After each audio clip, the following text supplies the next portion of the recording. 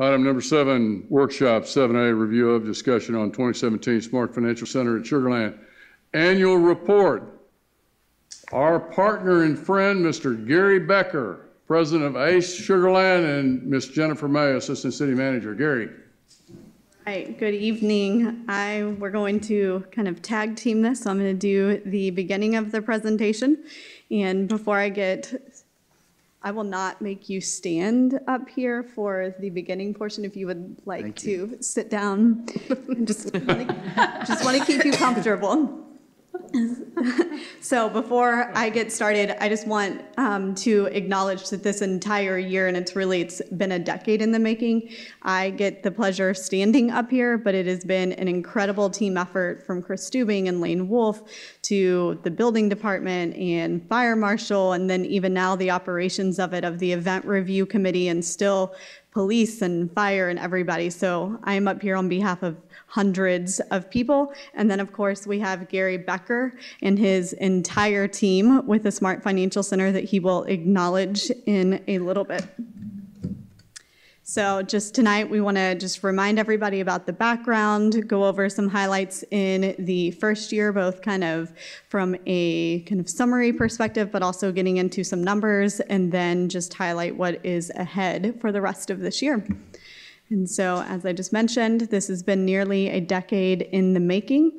And so it started really with a citizen-led visioning task force in 2007 that was part of an intentional strategy to solidify and grow our economic base. And so they identified 5 venues. We actually just named one of those 5 and have several others like Constellation Field that have been incredibly successful as well. So we finalized our partnership with ACE beginning in 2011, and that really culminated in the approval of final agreements in 2013. That set the stage and the framework for us moving forward, funding the venue without the use of any general property tax dollars, and also including a lot of help from Gary and the ACE team in a very substantial $10 million equity contribution, as well as ongoing substantial rent payments throughout the life of the project. So we broke ground in 2014 and then opened on time and within budget in January 2017. It was about an $84 million venue, and then also we did do things like the catering kitchen and pyrotechnics along the way, in addition to utilizing a $1 million contingency, which was a very lean amount of contingency in the project. And this, of course, was all guided by a city council task force, so thank you to those of you who served. So here are just some fun pictures to look back at. We have groundbreaking, and then the steel topping out, and then a whole bunch of pictures in mid-construction where you can see it really starting to take shape. This is a picture that ACE sent over that's a really, really cool picture of one of the most unique features of the venue, the glass wall and the bowl. And then you have the interior of it once it's really completed and open. It looks like the night of Seinfeld, more shots. Then I also love this picture that Gary sent over where you don't get to see the venue from this vantage point very often, but it is equally impressive to see that many trucks in the back. Then at night with people there, the fountain going, more at night seeing the plaza and really getting a sense of the streetscape. From far away, it's beautiful. And then the plaza that is adjacent in the daylight, that is a destination venue in and of itself, including some temporary art exhibitions. And then the award-winning marquee that also lights up at night, kind of consistent with the theme of the bowl and the streetlights.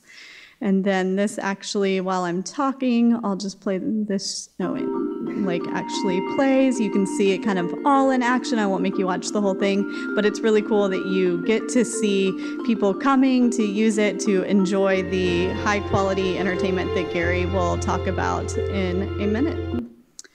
And so right now, as we stand today, we have completed again all of the development agreement obligations for the design and construction of the venue, including the catering kitchen and the pyrotechnics system. And so we are still in the process of doing the final construction contract closeout, and so we expect that that will happen soon. And then just as a reminder, any savings as we do that final closeout are contractually obligated to be reinvested into mutually agreed upon projects with ACE. And so with that, I'll let Gary really talk to you about the more fun parts about how great they did. Jennifer. Push the button. You push. It's. Hello. Evening. Ladies and gentlemen, Mayor, City Council, City Manager, City Attorney. I had the pleasure and honor to stand before you so many times and talk about this incredible project that we have partnered and produced. And I've never had the chance to tell you exactly how this happens. And I'd like to ask my staff to stand up, please. We're not all here.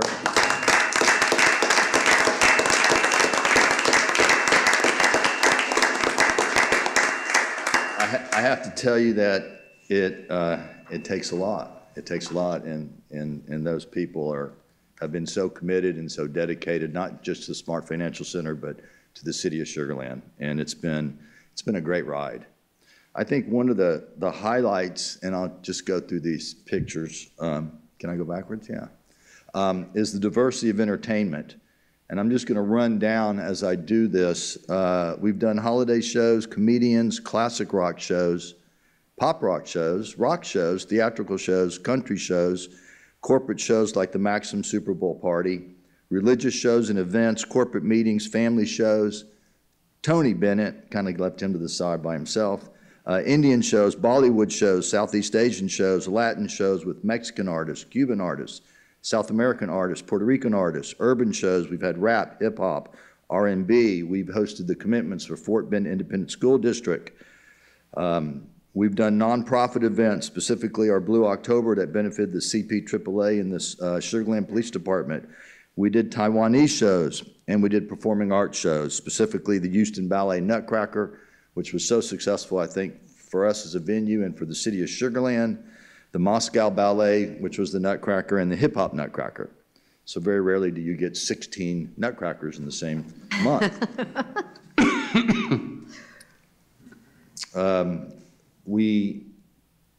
Lots of pretty pictures.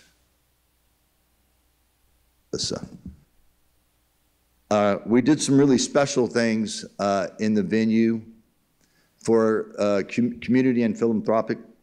We had KISS, which gave us the coolest mayor in the United States, and raised awareness for the Kingwood High School that lost all of their band equipment from the hurricane and the floods. And then we had ZZ Top, which together with ACE, we donated $100,000 to the Salvation Army, which was a very special thing. People talk about us. The media talks about us. Everybody seems to love the venue, love coming to the venue. We share that with the rock bands, all the artists, the road crews, the patrons, my staff, your staff. Everybody just seems to have a great time coming to our theater, and that's kind of makes it very exciting. We've won numerous awards. We, meaning all of us, have won numerous awards. I like to point down to the bottom one, Venues Today, which is a industry magazine. We're in the top 5 venue worldwide, and we're competing with venues in Las Vegas, Radio City Music Hall, the Mohegan Sun, which is a 10,000-seat venue in Connecticut. And it's based on a October to September timeframe, and October, November, December of 2016, we weren't even open. So that's quite a big deal. Coming in the future in 2017, we hosted 131 performances, and that only includes 2 days of the Fort Bend commencements, which we did 11 in 2 days, which was quite a task on everybody. The success for us in Sugar Land is 21.32% of tickets are sold outside of Sugar Land, Houston area. So there's quite a few people coming into Sugar Land. 74.46% are sold outside of Fort Bend County. So there's hundreds of thousands of people coming into the city of Sugar Land and into the county to share what we do. I think that was out of line. We employ a lot of people. We've had 36 full-time staff, 833 part-time staff, over 131 performances. So that's quite a positive effect. There's a number of shows we've had in 2017. We budgeted to do 93. We did 131, which is amazing. We had 352,522 tickets sold through that same year. We budgeted 260. So we've had quite an increase for that. Is this your part? Yes. Good, thank you. One more other tidbit. 2018, we've already got 60 performances booked. In 2018, we're actively working on 75 artists. We've had over 9 promoters promoting the building. So we've had a lot of people coming to the building besides Ace that's doing shows. And we are so happy to be here. I'm so happy that my staff has endured their first city council meeting. And we just have a great team. And as Jennifer said, the city of Sugar Land has a great team. And it's been just a wonderful experience. Thank you very much. Thank you, Gary. Thank you, Gary. So the quality of life aspect that the venue has brought to Sugar Land, I think, is undeniable. And just, again, thank you to the entire team that's behind me in here. But when you go back to this slide that Gary talked about, these are numbers from a feasibility study that we did showing that the venue made sense for us to do. And not only are they meeting year 1 numbers and exceeding them dramatically, they're already exceeding year 5 numbers in the first year. And so I think it's of no surprise to you to know that there's quantifiable success with this venue on our economy. And so we finance pulled just looking at sales tax alone. There is almost $600,000 in direct net new sales tax revenue to the city from ACE. And that's just the pieces that we know are directly from there.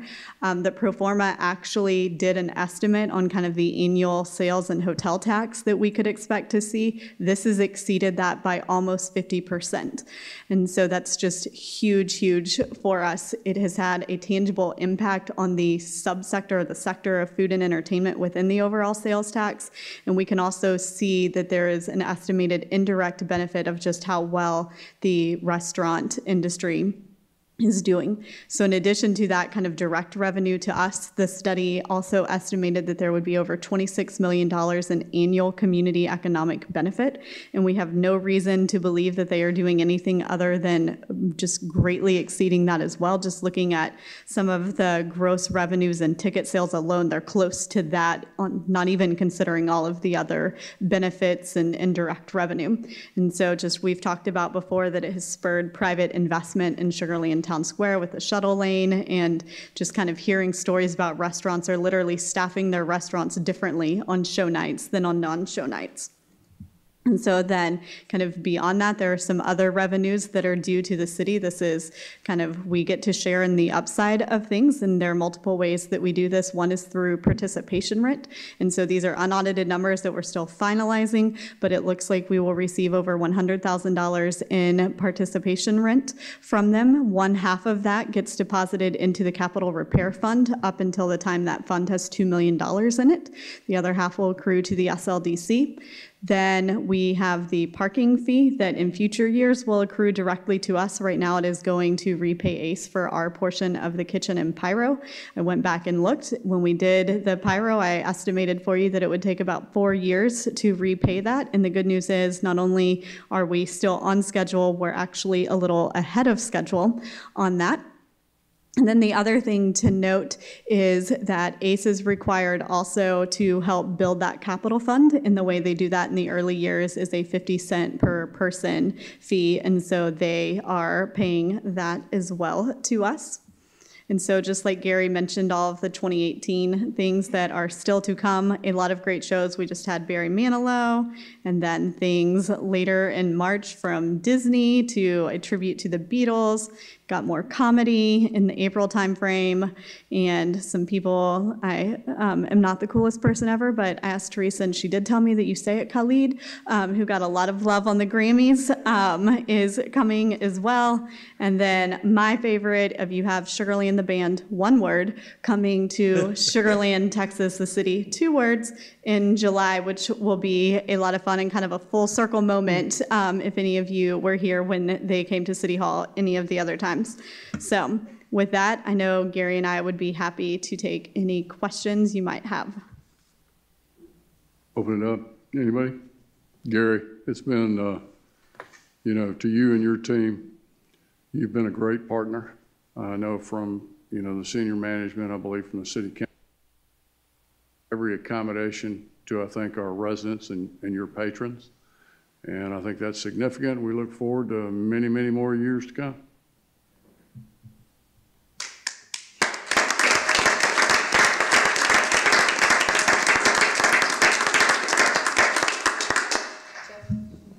Bridget. I'd just like to thank you, Gary, and your team for all the help you're giving.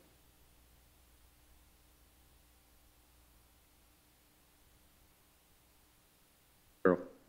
Congratulations on an exceptional year. Amy. You put Sugarland on the map. Thank you.